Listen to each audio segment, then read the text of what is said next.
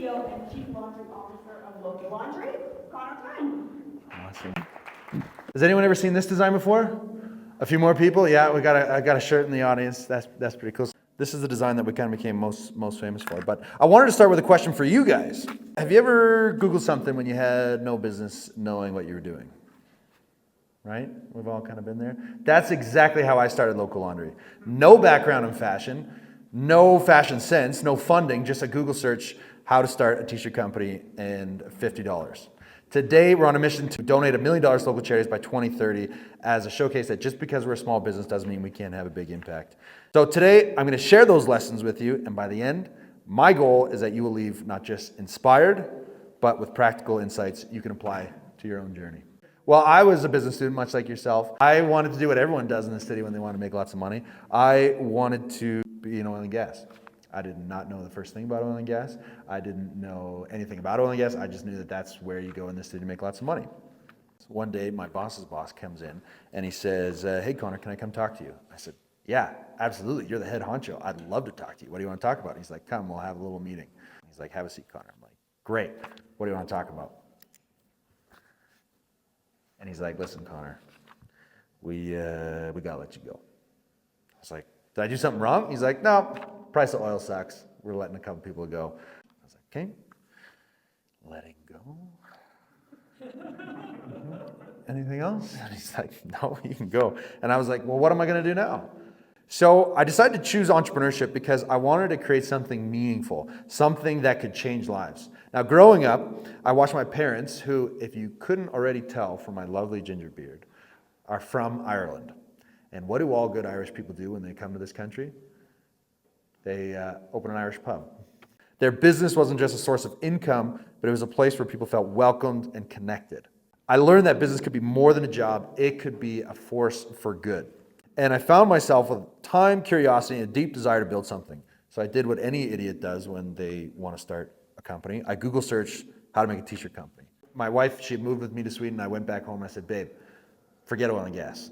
I got the next best thing. I figured out what we're going to do. I figured out what my life, my career. And she goes, that's amazing. What is it? I said, clothing. She's like, do you even have a name? And I was like, of course I got a name. Calgary Community T-shirts. Why are you laughing?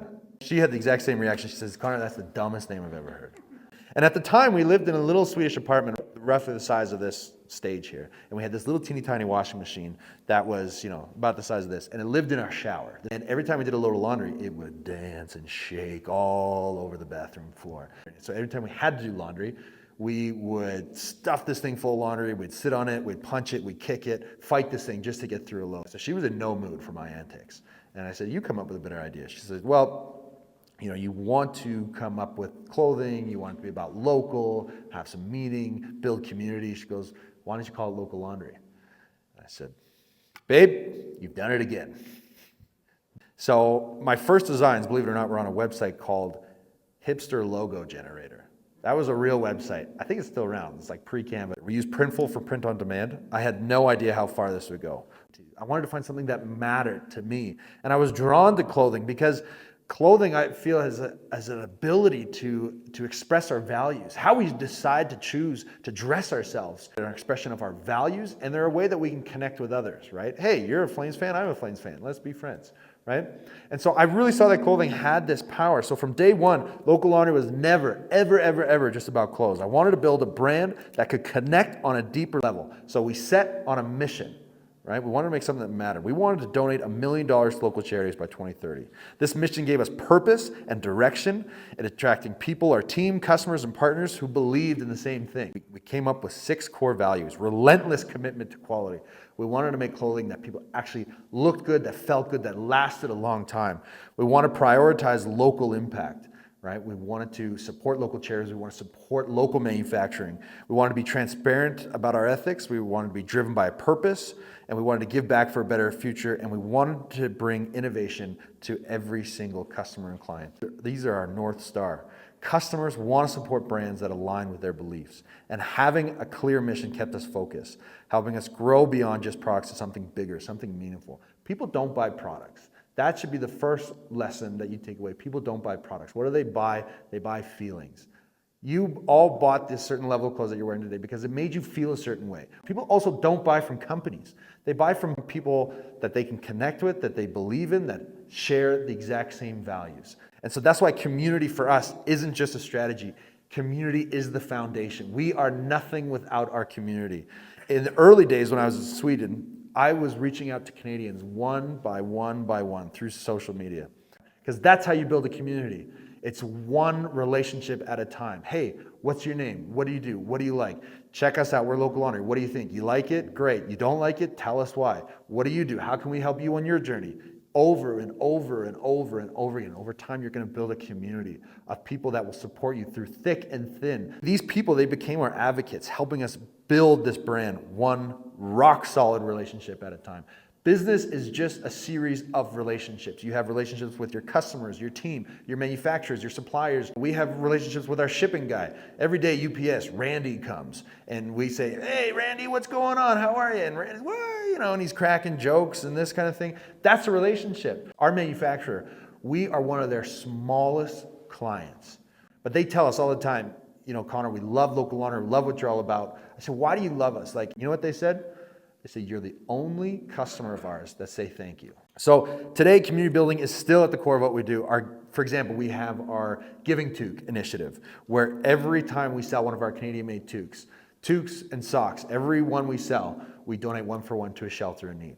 And this invites people into our mission, into what we're trying to do. Because people want to help, but sometimes they just need to be shown the path how. So growing our client base has followed the same approach. We didn't just target big organizations, we sought partners aligned with our values. A majority of our business comes from custom clothing. So we have our online store, e-commerce, that's great, but a majority comes from custom clothing.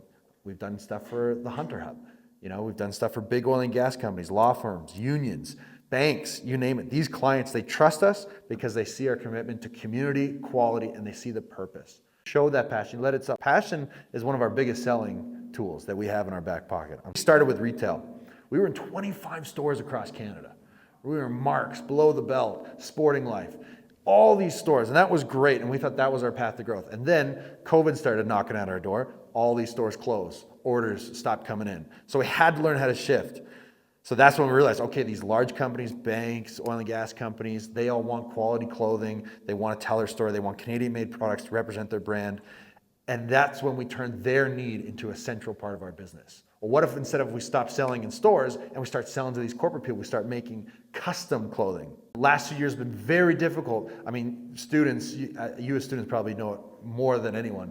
You don't have a ton of extra money to be buying $100 sweaters. Canadian made is great in theory when everyone got lots of money. Canadian made is expensive. So what happens when a big chunk of your consumer base don't have the money to buy your sweaters anymore? You have to figure out ways to adapt, which is why we acquired other brands like CDN and West, brands that still had great quality clothing, had a mission, had values, stood for something, but weren't necessarily made in Canada, so we could start offering a more budget-friendly option. Listen to your market. If your customers are saying, I love what you guys stand for, but I can't afford your product, and you start hearing that over and over again, something's got to change, right? You can't get stuck in the mud thinking, this is what got us here today. We're going to keep and stick to our guns and only do that moving forward.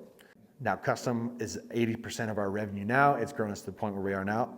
That doesn't mean that that's going to be where we're going to continue to grow. We have other different strategies that we're implementing because custom might not be around. Who knows?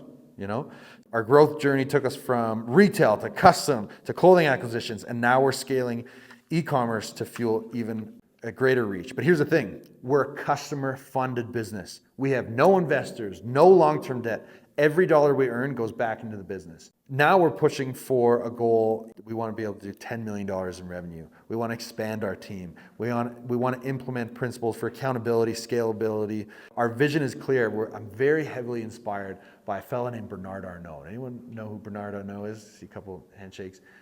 Bernard Arnault is one of the richest men in the world. And he owns LVMH. What he did was he bought all these great brands that had great recognition but were struggling operationally. And he brought them in-house to leverage assets, share resources, and grow together. And that's exactly what we want to do with other clothing companies. So I just want to close with some final takeaway thoughts. Why did I choose entrepreneurship? Why did I choose to start my own small business? I'm not a millionaire by any means. I haven't made a ton of money that I would have had I stayed in oil and gas. I chose entrepreneurship because I wanted to create something that goes beyond profit, something that leaves a positive impact. I really believe that entrepreneurship is the greatest conduit for your passion in life. It's an expression of our passion in life. So local laundry isn't just a clothing brand, it's a mission, it's a movement, and most importantly, it's a community.